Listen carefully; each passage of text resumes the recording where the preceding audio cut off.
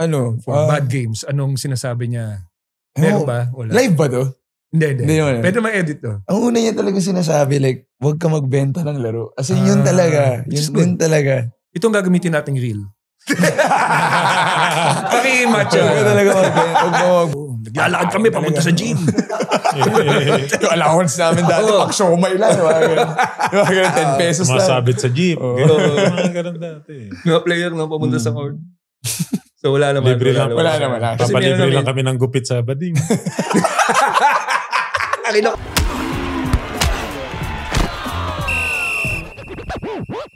Welcome to Balyahan with GB and RDO. Kwentuhan, asaran at opinyon na may banggaan. Kasama sina GB Labrador at Rani Del De Ocampo, powered by Sports Plus. Easy lang. Okay, sana naman. Kuya lang, kuya. Kuya GB. O yeah, kuya lang. Kuya lang ba? Dapat. Kuya lang. Kuya lang. Pag nakita sa labas, kuya. Inabot ko si Danny ay Tito. Tito tawag sa akin yan. Oo? Tito. Nung bata mo siya? Oo. So, nakalaro ko yung tatay niya eh. So, Tito na ako. Oo nga, no? Paano, Tito ka na rin kasi kasing edad kita halos eh. Oo, actually. Medyo accept na natin siguro. Dito ma-accept natin yung medyo may edad na tayo dahil kasama natin ay yung mga rising stars ng PBA. Mga batang-bata. Mga young players. Former teammates nung high school. Ayun, teammates sila ngayon sa Rain or Shine. Tama ba? Rain or Shine. Yes, sir.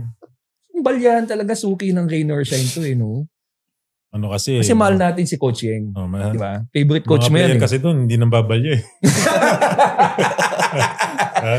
Introduce natin tatawa ko lang, Anton Asistio and Sean Ildefonso. Welcome to Balyahan. Kailangan ko pa talagang basahin, pasensya na alam ko naman kasi sayang yung nagprint ng research kung hindi ko gagamitin. So, mga gwapo yung guest natin. Oo nagsasawa na kasi si RDO na siya lang yung pogi. Siyempre kailangan po forma tayo. Ganda lang maganda yung mga sinasabi kanina nandun kanina about sa mga magulang, ganyan. Diba? Sa mga tatay ng mga to. Oo, nakalaro mo ba kayo? Mas mababait. Ha?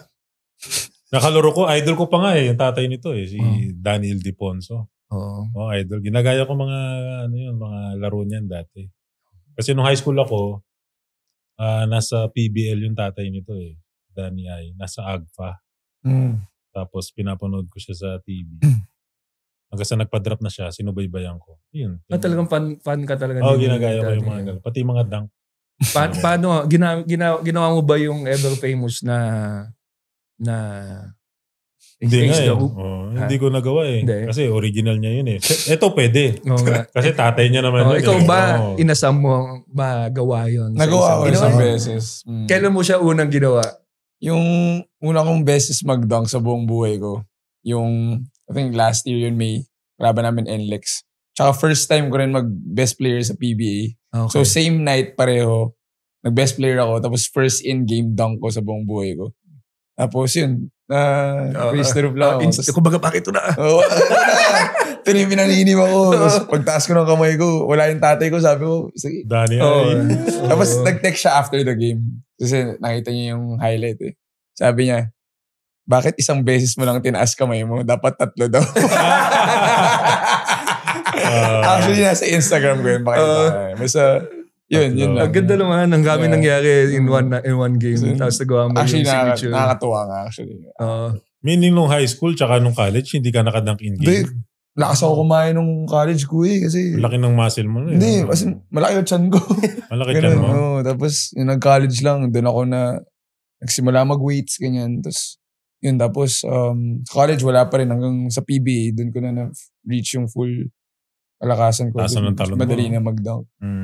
Sali ka ba sa slam dunk contest, All-Star? Dunk ng Oreo. Dunkin' Donut. Sa kanila na yun. So, ngayon ko lang na-release, 3 pala yun 3. 3 daw sabi niya. 2 ginawa mo. Isa lang actually, parang isang ganun lang kasi parang na-excite ako. Daming tumakot sa isip ko. Tapos yun, nag-message siya, sabi niya, dapat next time. 3 beses. Sana may next time. Hindi, pag naumpisa na yan, dire-diretso na yan eh. Bilang pala dapat, 3. Oo. Kasi minsan si Idol Danny ay pag bumababa, habang na may camera nga, sumusuboy-boy pababa. Tumatakbo siya, gumagano pa rin siya. So 3 nga yun. 3. Wala din na-realize Oo, 3 nga yun. Grabe mag-dunk yun. Oo, hindi. Isa sa mga inaabangan yun pag naglalaro sa court, yung gagawin niya yung signature move niya. At least nagawa nung... Hindi. Iba din saya nun ng tatay makita na... Tsaka mas malaki siya sa akin eh. Ako, for my height, 6'1" lang ako. Kailangan mo abutin yung ring eh, no? Talaga sa kanya. Konting lundag lang. Lalo yung mga binubuhat niya nung bata siya, mga kalabaw.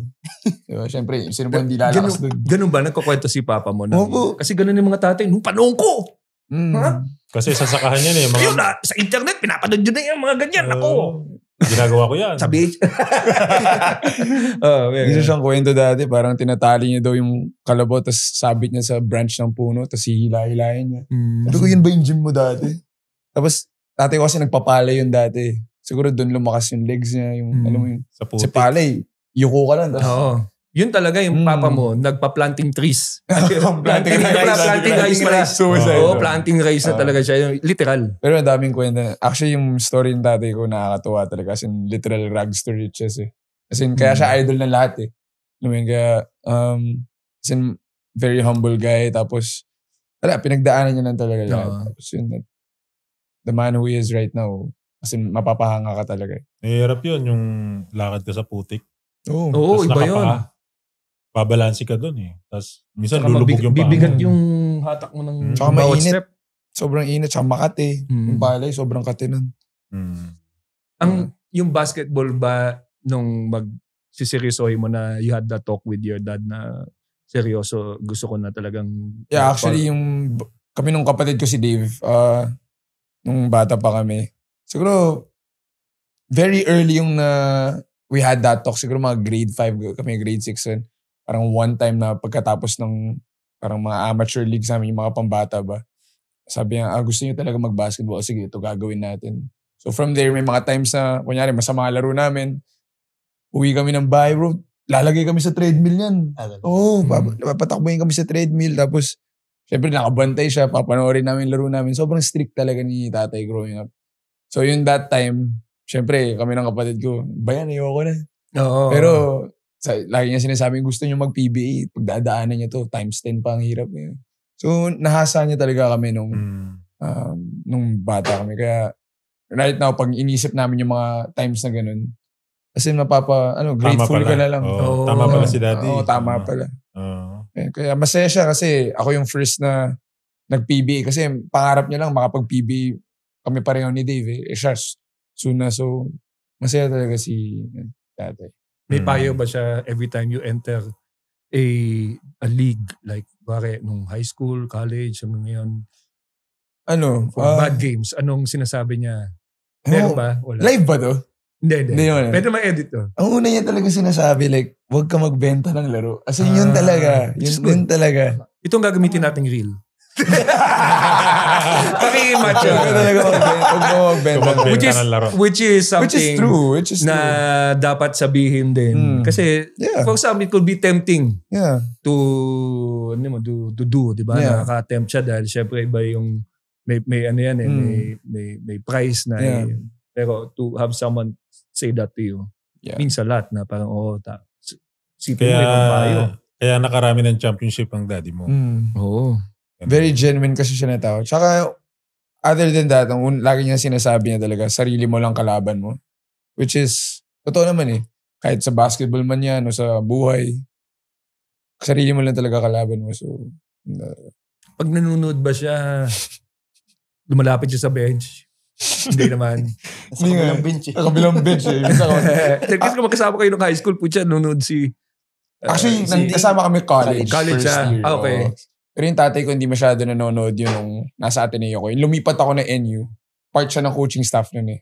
So doon talaga mas sabon siya kasi wala kaming excuse eh. Tatay namin, kami ni Dave, magkakampi kami nun nasa NU. So parang, dapat di mapakita na pabor ako sa inyo. Dapat didigdigan ko talaga. Ganun talaga si tatay. Tapos, yun talaga. Na ngayon, pag nasa PBA na, usually, nasa Converge kasi siya eh. Actually, luckily nga, pagkalaban namin Converge, laging maganda laro ko kahit sobrang rare ko lang maglaro. So, minsan, pag uwi namin ng bahay, minsan sinasabi ko sa kita mo yun, ginagano ko talaga na. Sabi niya, chamba. Doon pala sa pag-appear, pagkatapos ng laro, sabi niya sa akin, chamba. Mahirap magpakita ng affection na lalaki din minsan, hindi siya makapagsabi ng compliment na. Deep down, masaya yun. For sure. Yun naman ang gusto ng mga magulang natin na mas mahigitan pa tayo ng mga anak. Oo. Kalimitan, ganun talaga.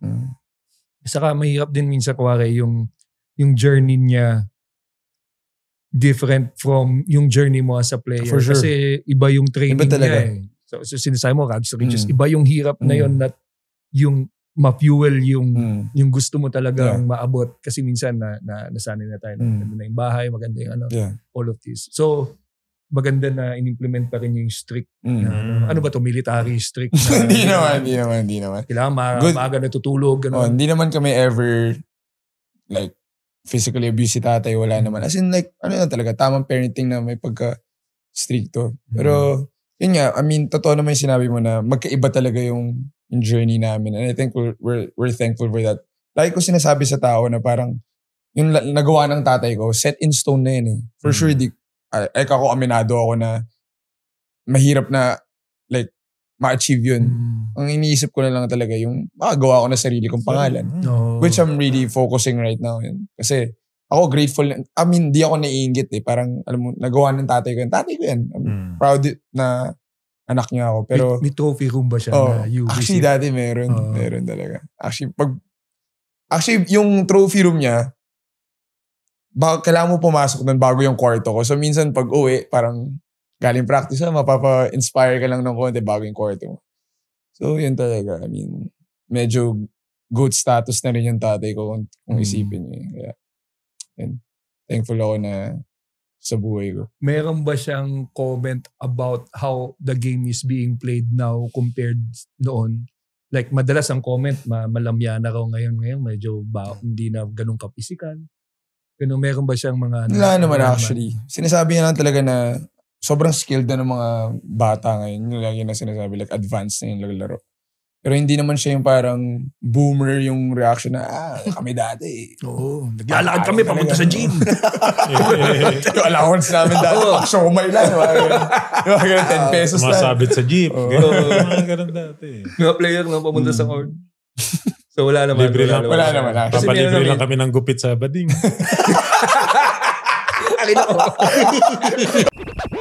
Halftime saglit.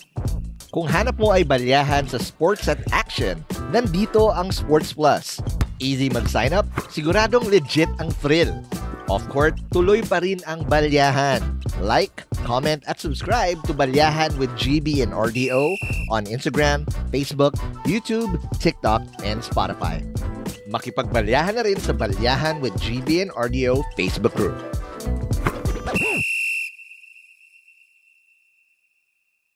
Pwede pala sabihin yan dito. Pwede, edit naman. Gagawin din natin reel yan. Isa sa mga, ito, bago tayo lumipat din kay yung isa sa mga pinupuri kay Danny is not, on top of his playing, is yung making sure na meron kang babagsakan after basketball. So, kayo ba may seminar kayo sa bahay with your dad regarding preparing for for the future after basketball? Yun talaga sa nanay ko talaga.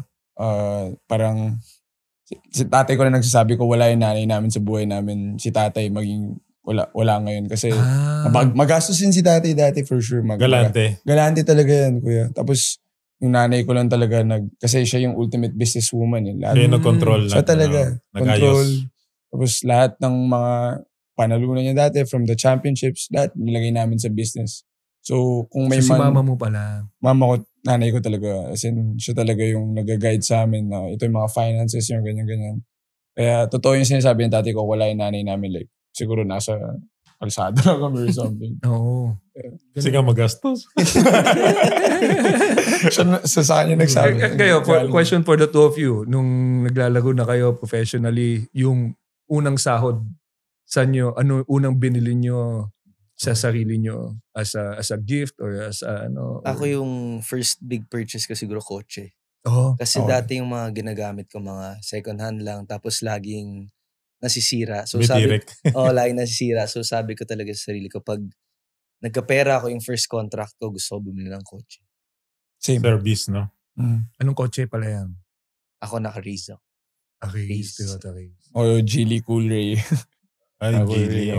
Okay siya. Ganda rin yun mga parang, ano ba yan? Yung mga parang, parang ano yan parang Volvo. Mini SUV ba? Mga mini SUV. Crossover, mga gano'n. Parang Volvo siya na Parang family ng Volvo. Oo, parang sister siya, company. Ganda kotse. Kaya mga piyesa niya magaganda. Ikaw pala, natanong ko na ba sa'yo kung ano binili mo nun? Ako? Bahay ba? Tama? Bahay yun. Nasabi ko na dati. Nasabi ko ba? Oo. Unang advance ko. Dinaon mo sa bahay? Dinaon ko sa bahay. Kayo, nakabukod na ba kayo sa family nyo this time? Napa. Sa bahay. Hanggat hindi ko pinapalis. Sa bahay. Libre. Kaya pala kotse lang, no? Tsaka hindi na kami pinapalis Like, sige, dito kayo. Kayo ba bunso? Pareho? Hindi. Ako eldest. Panganay. Panganay eldest. Pareho kayo panganay. Hindi pa kayo tinutulak ng magulang nyo na Ako yung mami ko sabi, dito ka lang hanggang gusto mo. Ganun rin. Ganun rin. Kaya Masaya yung ganun. Kasi namimiss din ng mga magulang yung mga anak na lagi nasa bahay. Kasi darating yung araw, di ba? Aalis na rin kayo. May recent talk kami ng tatay ko, kuha ka na ng kondo kasi matuturnover na yung kondo na binabayaran ko. Sige, pag hindi naman gumana yan, welcome ka naman dito ulit So, welcome sila ulit. Tsaka mahirap din kasi nag-try ako dati mag-move out, nag-condo ako nung pandemic. So doon ko na-realize na parang, sarap pala ng buhay ko sa bahay, di ba? Wala akong binabayaran, may naglalaba para sa'yo, may nagluluto para sa'yo, may naglilinis para sa'yo. So nung nag-move out ako sa condo, doon ko parang na-realize na, saya pala sa bahay, wala akong pinoproblema, di ba? Kain ka lang, tulog, pahinga ka. Actually, totoo yan. Nai-miss ko bumalik sa school kasi nung panahon na yun, may baon ako. Ako yung binibigyan ng pera para lumabas ng bahay. Ngayon, bibigyan ka ng 20, 50. Kulang po to. Kulang. May project kami. Didiskarte, no? Totoo naman, di namin kayo masisi sa desisyon nyo. Nasa bahay kayo. Kasi yung sitwasyon naman nila, okay yung pamilya nila kaya naman sila. Parang parang okay. Kasi kumikita na rin sila Kumikita na rin sila. Kaya ba, nagbabayad naman kayo ng Meralco? Magabot naman kayo. Oo. Magabot naman kayo. Tumutulong naman. Baka susunod dyan, gumaganyan ka na. Nasaan yung kalahati man lang ng Meralco, Brad. Sabi ka nun. Pagdating sa kwarto, bukas aircon. Aircon agad. Kahit yung aircon, pa-separate metro nyo yung aircon nyo. Sabi niya, from now on, Dad, ako lang magbabayad ng aircon ko. Hindi, maganda lang, pag ganyan, doon pa rin sila nauwi sa bahay nila. Mas makakasave sila. Makakaipon sila ng nila, savings. Diba? Para later on, ready na sila. Totoo actually. Mas okay yun. Pero totoo naman. Pa-Jollibee kayo minsan pag weekend ka nun. Ano naman, suklihan nyo naman ang bote. Kasi malamang malakas kayo sa kanin. Diba? Pag-usapan natin ang inyong college story. So sa college pala kayo nagkasama, tama ba? Sa Ateneo. NU. Ateneo muna. So lumipat siya Lumipat ako. So anong year ka nun nasa Ateneo ka? 2016 tayo nagkasama, di ba? First year ni Coach Tab. First year ni Coach Tab. Actually ako medyo bangko talaga ako nun siya yung parang magsisenior ka na nun, di ba? Di ba? Fourth year na ako. Pero yung first 2-3 years ko, bangko lang din ako So parang yun talaga yung chance ko na sino if bang ever makakalaro. Ka-position nyo that time? Nung time na yun, yung mga senior ko kasi sina Kiefer, sina Nico Elorde, sina Newsome, ganun. So, hindi talaga ako palalaro din. Oo nga, no? Pero nung nag-graduate sila. Alam mo naman yung pag nakita mo yung team, ako yung mga... Bangko ako dito. Kaya nung umalis sila, alam mo na. Nung umalis sila, parang, ayun, may chance na pwede. Kahit off the bench man lang. Ikaw, ang kapalitan ako sila 3D, sila Mike Nieto. Aaron Black. Yun. Pero sabi nila, na yung nagsabi nung guest natin, na mabait yung team na yan. Iniisip ko kasi minsan may magbago ka, may certain initiation or parang hierarchy, ganyan.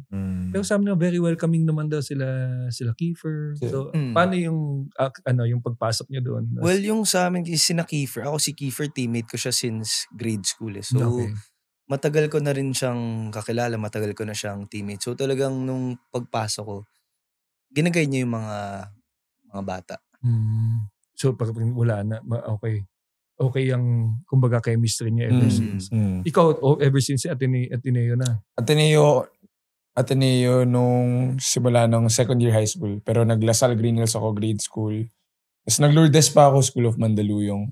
Tapos nag-Lourdes kasi kami, parang maraming liga dun eh. Sabi ng tatay namin, sige, dyan muna kayo, magkuha kayong kumpiyansa dyan. Tapos, pumasok na yung Ateneo, ni-recruit kami magkakapatid. Ako, si Dave, tapos yung pinsa namin, si BJ, naglalaro rin sa Blackwater sa PBA. So, ayun, parang naging kapatid na rin namin yun. Kinuha siya ng tatay ko sa tita namin, 2011, since 2011 sa amin nakatira. Yung parang dun, second year high school hanggang first year college, Ateneo. So, mga 4 years. Mga 4 years ako na sa Ateneo. Yun, masaya naman. Sarap naman sa Ateneo. Masaya. Maganda naman ang tanawin sa Ateneo. Maganda naman mga tanawin sa Ateneo. Tapos NU, no? Tapos, anong nagpa-decide sa'yo to move to NU? Parang wala na-realize ko na yung parang na-feel niya parang daming komposisyon. Tapos parang sakto, yung year na palipat ako, naging part ng coaching staff yung tatay ko. Doon din kasi nagtapos ng college si tatay. So, sabi ko, parang inisip ko, parang siguro okay maging may isa pa ulit yung Ildefonso sa NU. Tapos, parang gusto ko rin ng new environment dati. Parang masyado ako nasanay sa Ateneo na medyo, alam mo yun, parang big time na parang gusto ko, sheltered mismo, sheltered talaga. Tapos, come yung NU, iba talaga. Sampalok, alam mo yun. Pero masaya yung NU years ko. Grateful. Sinong first 5 niyo ng NU? Dati? Dati sila, yung kakalipat ko sila JJ Alejandro. JJ. Morido. Sila Morido. Mga, hindi na yung isa na lang yung nag-champion NU nung 77. Isa na lang natira. Pero yung nag-champion NU sila Glenn Cubuntin yun. Sila yan. Jello Alino. Avelona, yan. So doon nakakuha ka na ng playing time. So residency ako 1 year. 1 year wala akong UAP. Tapos 2018 tsaka 2019 na nakularo. Tapos pandemic na. Okay. Nabutan na kayo ng pandemic. Yung time na ikaw naman yung nakakapaglaro na, sino na yung first 5 niyo at that time? Ang starting 5 nun si Matt Nieto, ako, si 3D, tapos si Vince Tolentino, tapos si Ike, yung foreign student athlete na. Si Ike, laki na. 6'8" yun eh. Kamusta palang coaching style ni Coach Tab? Si Coach Tab, magaling si Coach Tab. Sobrang siya, very tactical, tsaka sobrang madetalye siya. As in, pag medyo mabagal ka, mahirapan ka talaga maglaro under him.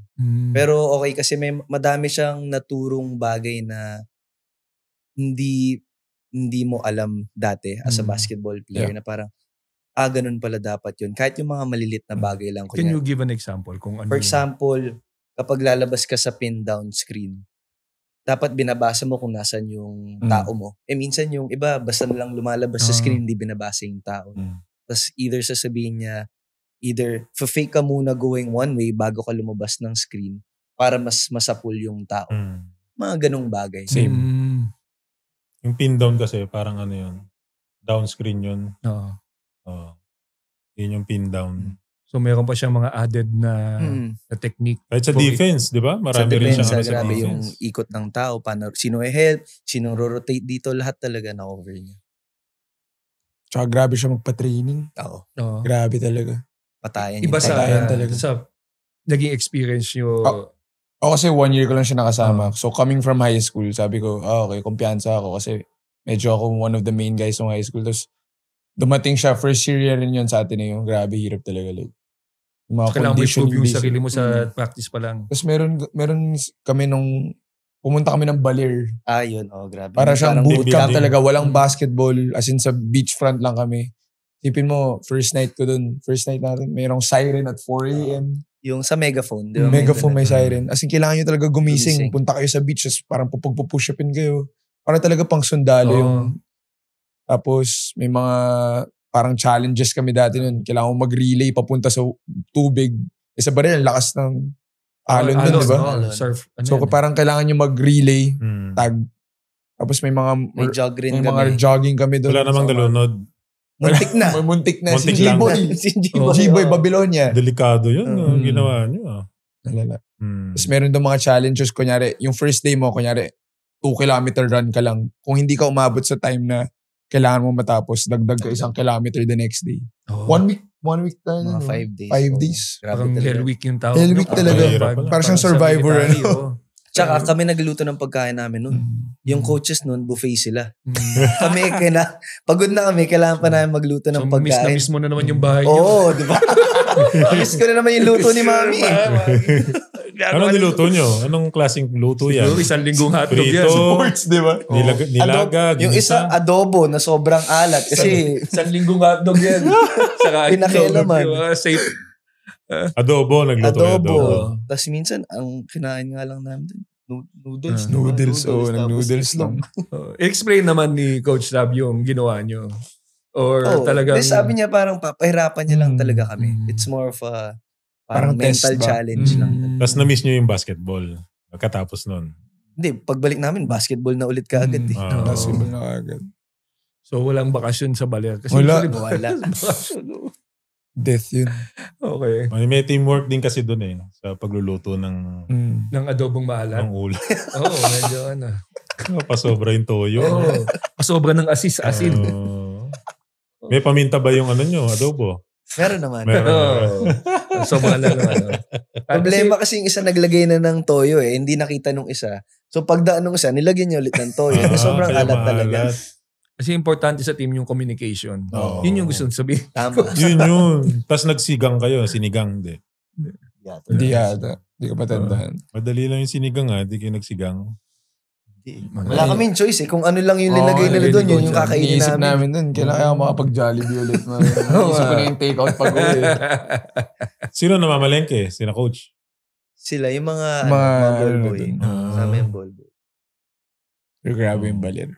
Nightmares ako din, bro. Hindi na ba naulit yun sa career nyo sa basketball na nagkaroon kayo ng ganong naulit ba, diba? Ako mga 2 beses ko ginawa yun. Nag-uusap pa ba kayo nun? Kaya ako lumipat ng enyo Dahil sa Ba't sinadya ka pa? So same lang din yung ginawa nyo with the different players, ganyan. Na-experience mo ulit. So, pero this time around, malamang for sure, yung second time around, medyo mas expectation ka na diba? Na medyo alam mo na yung gagawin. So, medyo mas mahirap pa rin, pero mas madali siya compared sa nung una, wala ka talagang idea. Nagulat ka. Grabe yun. Ikaw ba may ganun kayong training? Parang military training na coach? Actually, kasi yung pang Marines yun Bago mag-Ateneo si Coach Tab, naging coach ko pa yan sa Gilas. Okay. O sa Gilas, Gilas nung 2015. So, binigyan siya ng mga player. Mahina nga yung binigyan na lineup Pero, nadala niya sa gold medal game sa Changsha, China. Ganun kagaling si Coach Tab. Alam niya nga kung paano talunin yung China. Alam niya paano talunin yung Korea. Yung Jordan, yung Lebanon. So, UST na lang ba?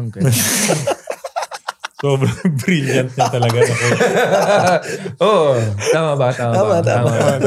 Kailangan. Yun.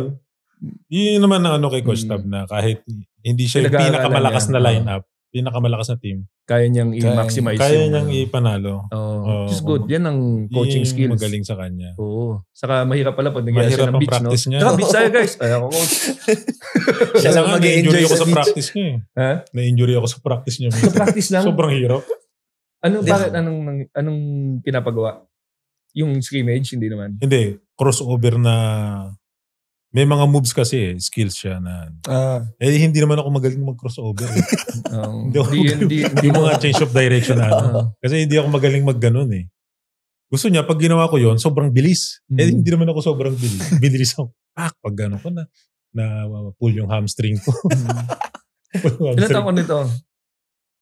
34 na yata ako. 2015. Hirap din turuan pag medyo may nagamay mo na yung laro mo, no? Mahirap ba mag-aral ng bagong moves? Oo, kasi 33 na ako noon. Tapos, kailangan ko pa bang gawin to? Parang naglalaban yung isip ko noon eh. Tapos, kailangan ako naniniko eh. Nakakalusot naman ako.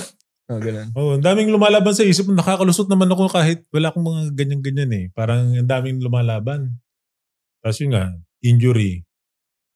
Pero, ang maganda lang nun, aalis na yung Gilas, papuntang Estonia, papuntang Taiwan. Nakibili na yung ticket ko, aeroplano. Nagbakasyon lang ako. Asaya. Diba? Pero nagpagaling ako. Pero pagdating nung after ilang weeks lang, gumaling ako. Laro na ulit ako ng FIBA Asia. Tapos pinagawin ko ulit. Hindi ko na hindi ko na binibilisan yung crossover. Magaling si Coach Tab, kaya swerte itong mga batang to kahit pa paano. Iba yung dumaan sila kay Coach Tab. May bit-bit kayong knowledge na ganyan na magagamit nyo sa game nyo forever. Pag-usapan natin yung highlight niya. Best in the game, in first dunk. Isang ganun lang. Pero hindi pa natin napag-usapan yung highlight ni... Anong iniisip mo nun nung tumitira ka ng 4 na free throws? Yan. 4. Ako, nakafocus lang talaga ako nun. Parang ang sabi ko, hindi na ako nagdagdag ng pressure sa sarili ko. Alam ko na those were big free throws. So sa akin parang I tried to treat it lang as any other, a regular free throw. Yun talaga naisip. Nakafocus lang talaga. Can you take us dun sa moment na titira ka ng, yun ang play talaga, titira ka ng 4 points. Actually, yung play was handoff sa akin ni Jonard for 3 points. To tie lang. Tapos, nung pagkuha kasi ni Jonard, nasa may 4 points na siya. Tapos sinandoff niya sa akin. Actually, nakadribble pa ako ng isa eh. So, titira na talaga dapat ako. Tapos sakto, fumaul siya. Nakita mo ba siya tumalon tapos bait o talagang hindi na, tumira ka tapos talagang... Ititira ko na talaga dapat eh. Nakadikit talaga siya. Nakadikit siya. Hindi, tsaka may, sabi ni Coach Yeng na anticipate nyo magfa-foul yan. Kasi up 3 sila eh, diba? Tapos penalty na. So, sabi niya, pag na-feel nyo na magfa-foul sila, tira nyo na lang. Sakto nga nangyari. Sakto yung nangyari. Tapos actually nung na-foul ako, alam ko 4 free throws eh. Sa totoo lang, noong una nga, medyo kinakabahan pa ako kasi, shit, for free throws na kailangan. At least may shoot ko, di ba? Pero, yun nga, nag-focus ako. Sabi ko, take your time lang. Tapos, pinaka nakatulong talaga sa akin is yung nagde-deep breaths ako para pamparelease lang ng kaba tsaka tension. Diba? Pag nag-free throw ka na, anong inuuna mo? Yung paghinga o dribble muna o pause? Pagdating ko sa line, hihinga muna ako. Deep hihinga breath. Tapos, gagawin ko na yung routine ko. Parang yung hinga mo nakakatulong na mag-reset and focus kung paano ka talaga tumitira ng free throw. Tsaka pang-release lang talaga ng tension. Kasi I mean, feeling ko naman kahit sino kakabahan sa situation na yun. Oo. Ilang dribble mo nun? Isang dribble lang. Isa ka lang? Isa. Ikaw ba ilan? 5 ako eh. 5? 5 dribble. Since high school pa eh, 5. Ikaw ba si Karl Malone ng Pilipinas? Kanya-kanya yun eh. Meron mo 3. Si Jimmy Alapag 3 eh. Baga kanya-kanyang ano yan Pag binago mo yan, may chance na mag-miss ka. Yun yung sinasabi ni Adi. Kaya si Lebron di consistent si Lebron. Kasi paiba-iba siya. Iba-iba siya ng ginagawa bago mag-free throw. So, mihinga ka. Unang tira. Alam mo na pasok? Pasok na. Pasok. Yung pangalawa, medyo parang napitik ko ng konti so medyo short eh. Buti na lang umawa. May mga sumisigaw ba during this time na tumitira ka ng free throw? Meron pero hindi ko na nakafocus na talaga ako. Hindi ko na sila iniintindi. Actually, yung teammates ko after ko makashoot ng free throw, tinatry nila ako i-high five. Sabi ko, huwag niyo muna akong guluhin. Kasi nakafocus yung mga kalabang mo sa court, wala bang sinasabi? Wala naman. Wala naman. Or kung meron man, hindi ko na sila na. Mas mahirap yan. Kasi dati naalala ko nung may laro kami sa Wuhan, si Paul Lee nag-free throw 3. Wala ring oras na. Na-foul din siya. Pero yung 3 lang yun. Ito 4. Yeah. So mas mahirap. Paul Lee, paano ba yan? Kailangan 5 free throw. Kailangan 5 free throw mo. Parang ano.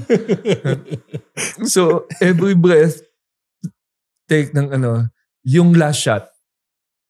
Yung huli, pampanalo na yun. Medyo mas yung relax last shot, na medyo mas relax na ako kasi sabi ko, either tabla panalo na lang ito. Thankfully, na-shoot naman. And then the moment when it went in, ano na yung feeling when it went in? Actually, the moment it went in, tumakbo ka agad ako sa kasi baka i-inbound nila. Kasi nangyari na yun sa amin dati against San Miguel. Na foul si Lemeti, down kami ng 3, tapos nag-4 free throw siya.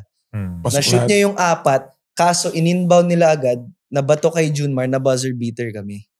Yun yung bumounce no? Oo. Bumounce. Sa Ninoy Aquino so yun pag-shoot ng fourth ko, tumakbo na ako kagad doon kasi sabi ko, baka maulit, sayang. Maulit, diba? Sayang naman. Nga, kasi nakalimutan na natin yung ginawa ni Lemeti. Ang naalala natin yung tira ni Junmar. Yun naman. Kalimitan ganun Hindi mo na maalala yung... Pero ang galing, buti na naisip mo yun. Pero nung time na yun, wala na talagang oras. O meron pa? Meron pa silang time to... Hindi, nag-time out sila actually. Pero yung initial reaction ko... Hindi, mayroon kasi pag nag-miss ka, baka may pa sa kabila. Oo nga. Baka maiba to. Baka parang hagis tapos... shoot pa nila. Sakit nun. Oo, kasi isipin mo yun pressured ka na, tapos biglang na-shoot din sa kabila. Alam mo yan, parang, sana pala, minitis ko na lang. Pinatagal mo. Oo, di ba? Parang gano'n, di ba? Kasi nag-ano na kayo Hindi kumabog yung dibdib mo? Ano yun? Parang umaan yung dibdib yung lumakas yung tubig ng puso. Hindi. May ganun For ba? sure naman. Meron. Kaya nga yung deep breaths talaga nakatulong sa akin. Para kumalma yung Pinapractice nyo ba yan? By yourself? Sa buhay nyo yung bago kayo pumasok sa league, yung wala nang oras, kailangan ko ma-shoot yung dalawang to. Like in the park. Di ba? Actually, part siya ng childhood. Part siya ng childhood natin as a basketball fan, as a basketball player, yung may moment ka. Kahit nga yung last 2 seconds lang, tapos babato mo sa 3-point. The crowd goes wild. Tapos mag-isa ka lang sa court, tapos celebrate ka. Celebrate ako. Pinanalo ko ba? Pinanalo ko. Ano pinanalo mo? Alas 7 na. Ano umuwi? So, ang saya nung moment na gano'n na you were able to do it. Isipin mo buong buhay, you fantasize about this as a player na mayroon kang game winner. Sarap ng ganun. Ito, marami to Hindi, normal lang sa akin yun. Joke lang.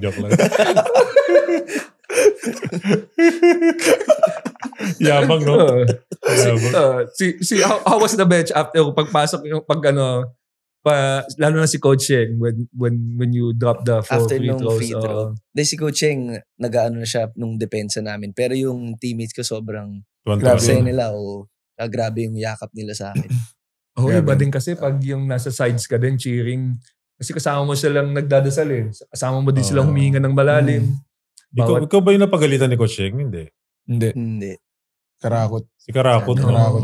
Si Karakot pala yung napagalitan ni Coach. Dalawang video. Yung naka-red ba kami or yung... yung naka-red kami kasi Porter yun. Kasi nagsasalita siya. Si Porter may input. Ay, huwag muna naman. Sumisingit. Sinabayan niya kasi. Ako yung tumatawa sa gilid din. Kasi ang daming moments sa ganun. Lalo pag si Gabe, pag mapunta niyo dito. Tinitingnan ko siya si Gabe nung nangyari. Kasi alam kong titingin siya sa akin, tatawa rin siya. Si Kuya Gabe. Ganun lang ako. Tsaka ngayon kasi sa huddle may may kinuha na ng camera tapos may mic pa So rin talaga lahat Bago tayo magtuloy ng mas matinding kwentuhan, quick shoutout muna! Nasa balyahan pa rin kayo with GB and RDO powered by Sports Plus, the official gaming partner ng Philippine Olympic Committee. Kung nag-e-enjoy kayo, don't forget to like, comment, and subscribe para lagi kayong una sa matinding balyahan namin sa mga new episodes. Si Mr. Trending yan, si Coach Cheng. Hindi napagalitan. Gusto rin ang content ng PB. Kayo ba napagalitan na ni Coach Cheng? Oo naman. Pero hindi naman yung talagang na-single out. Pero nasigawan na. Lahat ng mga ata nasigawan na. Ako nga, kalaban, sinisigawan eh. Kalaban na ako, Paano pa kaya player? Player niya, Nagko-compliment ba siya after yung free throws? Did he say anything like? Hindi siya nagko-compliment. Wala. Old school si coaching. Kumbaga trabaho mo yan eh. Tama lang yun. You're supposed to make those free throws. Parang ganun. Kaya nga, free throws. Pero sa loob nun. Natutuwa yun. Galing-galing ang players ko. Parang proud yun. Ganun pala yung boses sa loob. Kahit si papa mo, ganda yung boss. Paano boses? Galing talaga ito. Pero sa loob na paglabas, nagpapanggap lang. Tatlo dapat. Maangan lang. Papaiwan mo na yun sa kotse. Sige, pasok ka lang. Sabi mo. Sa likod ng isip niya. Ayaw nila masyado magpakita ng emotion kasi tumataas yung boss nila.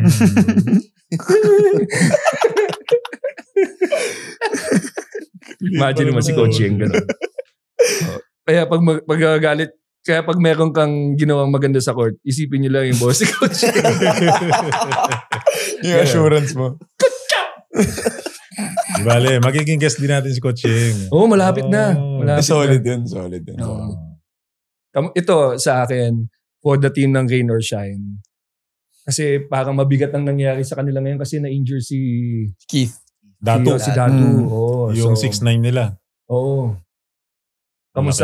Kamusta ang team na ngayong meron kayong ganyang... May pumalit ba?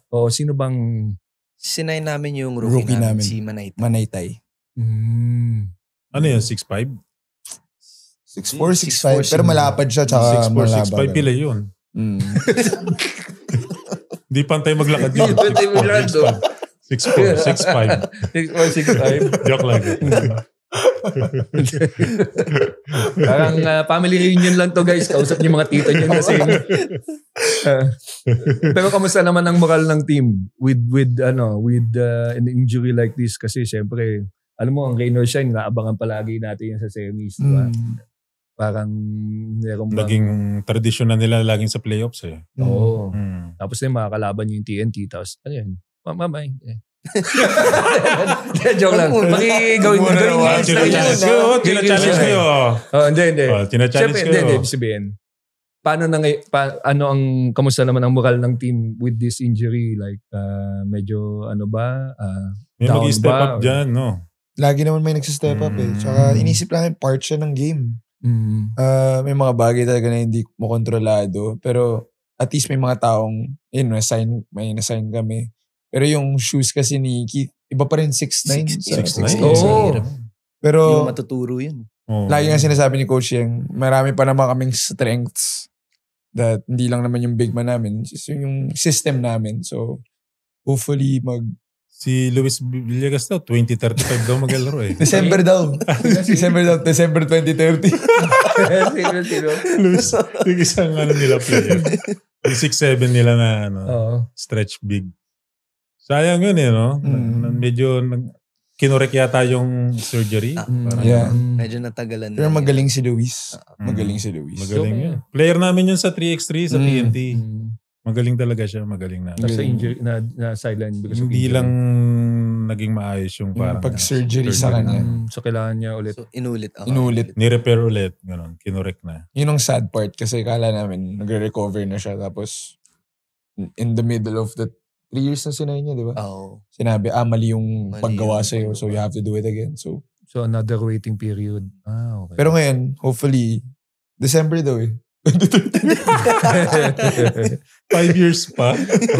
Naubos pero na yung babalik. Yun naman na importante. Tagal. Yun naman tagal yan sa babalik. Baka 250 pounds na siya nun. Di at least diba? Formidable yun. Kailangan niya magbawas eh, no? Timbang. Pumapayat na nga siya. Pumapayat na? Ganun din kasi talaga, no? Pag na-sideline ka ng konti, talagang hindi mo maiwasan kailangan disiplina ka. Gain ng weight. Dati, inoperahan ako sa paa, 2. Talagang nag-diet ako, hindi ako masyadong nagpabigat. Oo nga, alam mo na-insecure ako pagka kumakain tayo, naalala ko, guest natin si Willie Wilson. Tapos kumakain tayo ng dinner. Tapos hindi nyo kinain yung kanin. Parang ako kinain ko kasi yung kanin. Sabi ko, nakakaya naman, nagkanin akong nagkanin. So, mas stricto ba kayo like in your diet as a player? Mas stricto ba ngayon? Kailangan ng kanin ng player. No? Kailangan. Ako, hindi naman ako sobrang strict sa diet ko, pero conscious ako sa kinakain. May dietitian ba? May nutritionist kayo, di ba? Ay, wala. Sa Rain or Shine. Wala. Napansin ko nga yung vlog ni Eric. JT's palagi. Powered by JT's. Burger. So, wala kayong nutritionist na, kasi pag nakwento may mga nutritionist, bantay sarado sa pagkain. So, kayo mo sarili. Sarili. Ikaw, lalo na sinabi mo, you came from parang malaking plus size ka nun. Tapos, yun, parang pinapayat talaga kami. Tapos, latter part ng career namin, kami nila Anton, natuto kami to watch what we eat. Ako talaga, calorie counting. Nagka-calorie counting kayo? So, kapag nakikita ko yung tatay nito, parang maingat din sa pagkain. No? Condition siya ngayon actually. Condition siya. Nagbo-boxing nga siya lately. Oo. Kapon nga. Di ba sign na yun? Di ba yun kasi ako mahilig rin ako mag-boxing. Okay. Di ba yun nag-sparring kayo? Hindi. Sana nga, hinahamon ko siya. Ayaw sumagot. Pero ako gabi, nag-prepare ako ng oatmeal. Nag-oatmeal kasi ako sa gabi for dessert. Tapos habang minamicrowave ko yung pagkain ko, nagsha-shadow box ako sa gilid. Tapos lumabas siya out of nowhere. Sabi niya, parang mali yung uppercut mo. Sabi niya, dapat 3.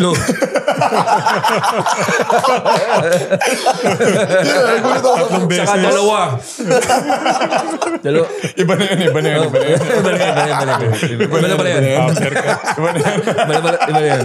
yun. Tuloy, isa lang.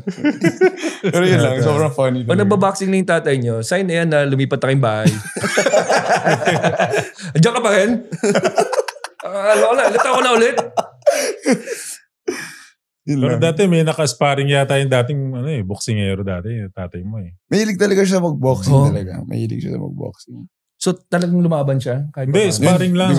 Sparring. O yung trainer niya, dating boksingero, retired na. Nakailang laban. Tapos nung nag-sparring sila, hindi niya daw talaga matamaan.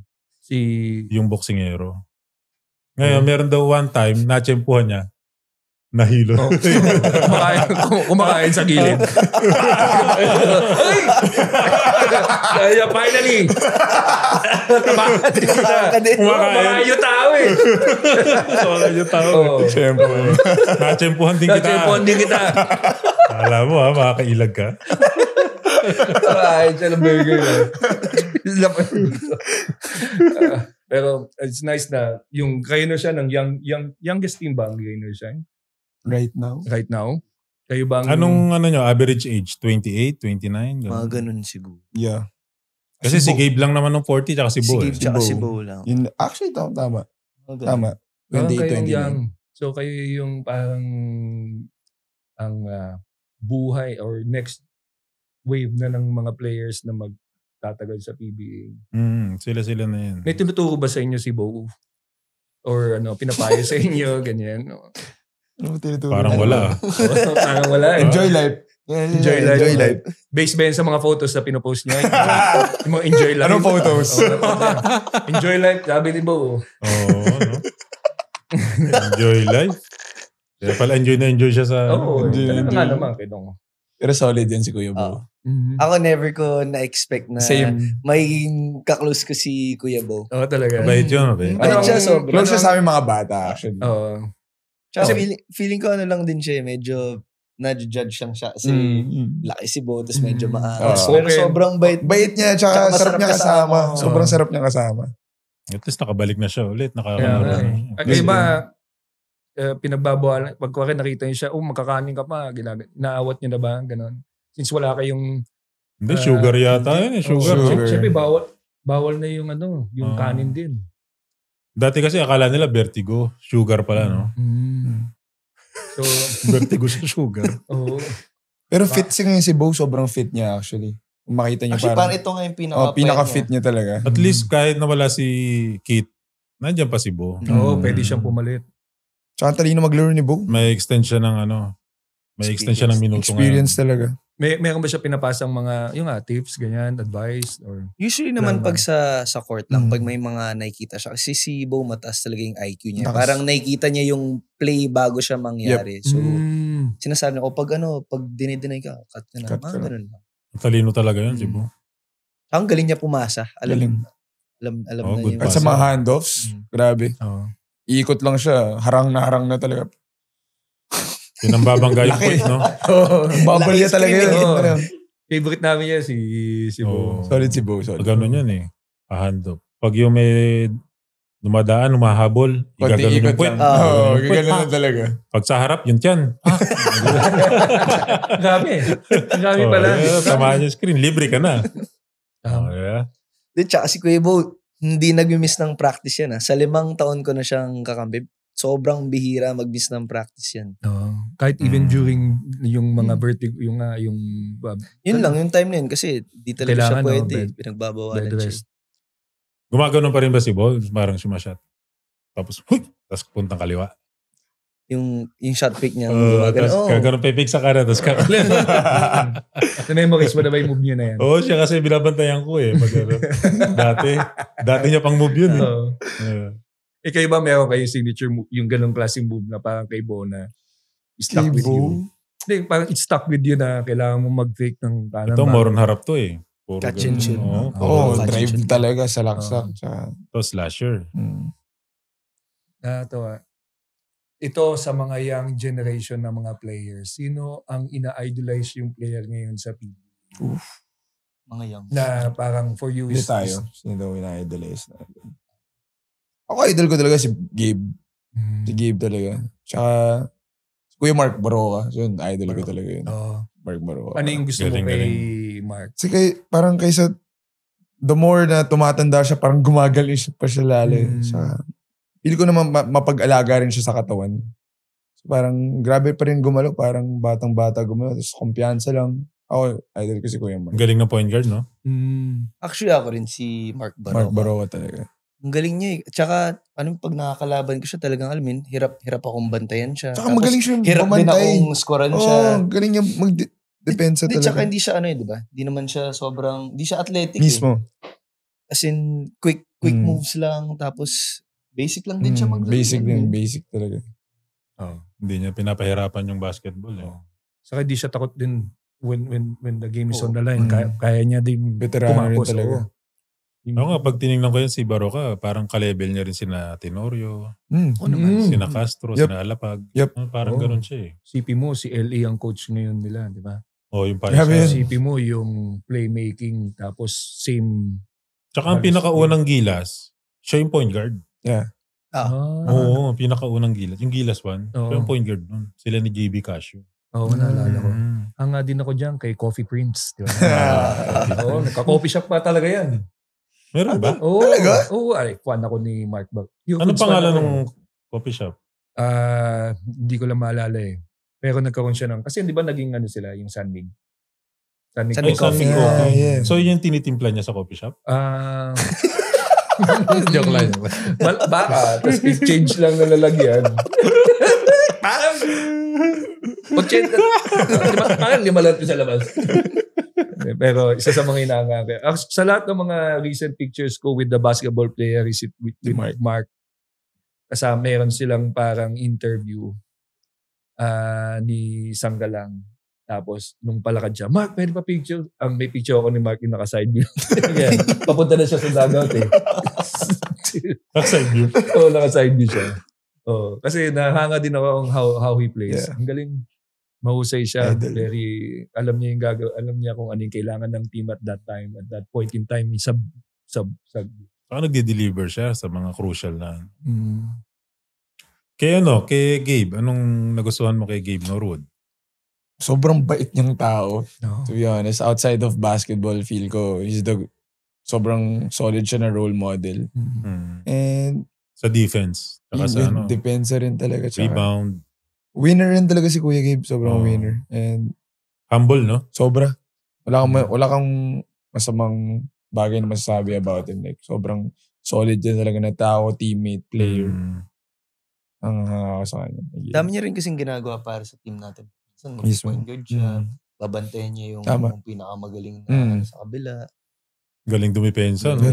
Haba rin. Athletic. Talaga sobrang athletic ni Gabe. Pero sa stats, hindi mo makikitaan ng sobrang daming puntos yun. Oo. Pero, ilang years siya sa PBA, tumagal siya. 15, 16. Ilang years, di ba? Iba din, kasi pinakita din ni Gabe, lalo na nung Gilas din. Iba din yung... Iba si Gabe nung Gilas talaga. Oo, iba din yun. The President tawag sa akin. Oo. President. Ewan ko kung dahil napaka-racist natin Pilipino. Dahil siya the president at time na ang presidente si Barack Obama. So parang hindi ko alam kung i-cheer ko siya nung time na yun. Pero nakita ko naman dinagdagan niya yung mga si Escola. Grabe yun. 6'10". Oo. Diba? So, parang kasama tayo sa likod ni Gabe nun. Ayun si Gabe. Tapos dumarive siya pakaliwa. Dunk din. Oo. Tsaka yung magagaling na sina Bogdan, yung mga magagaling na kalaban, yung mga Croatia, siya yung bumabantay. Which is ang hirap nun. Yung mga magagaling na wing, mga tres. Ang lalaki rin. Tsaka ang maganda kay Gabe, nakaka-switch. So switch sa defense. Pwede siya makipag-switch sa 4. Oo. Oo, iba. Kaya tama yung si Gabe sa si Mark. Galing. So tama yun. Good choice kayo. Baroka tsaka Norwood. Pasado kayo guys. Oo. Pasado kayo sa tips namin. Oh yeah. So to end our saka congratulations sa mga achievements nyo. And that 4-point free throw talagang isa sa that will go sa history then also ng kit pa ng PBA. So looking forward kami sa lahat ng mga gagawin nyo pa dito sa PBA. Tapos lahat ng antabayan na namin, lahat ng matutunan nyo kay Bo Belga. Sa Gabe Norwood. As your veterans. Siyempre mga bata kayo. Enjoy life daw. Enjoy life. While playing basketball. At sana ay hindi na kayo yayain ni Coach Tab sa Baler. Hindi na talaga. With that, we will end with signature 3 pumps. Ikaw, hindi mo nagawa din yan. Hindi. Ito gagawin natin ito po. 3, 2, 1. 1, 2, 3. Tapos ang uppercut na tatlo. Game over pero di dito nagtatapos ang balyahan. Para sa non-stop sports content na kaabang-abang, visit sportsplus.ph now. Like, comment at subscribe na rin para ikaw ang unang makaalam sa mga bagong episodes. Kita-kits!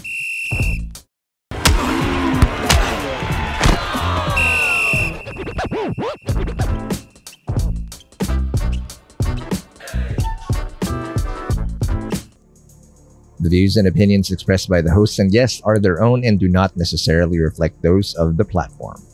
This podcast may contain mature themes and discussions. For full content and updates, visit sportsplus.ph. Gambling can be addictive. Know when to stop. For 21 years old and above only.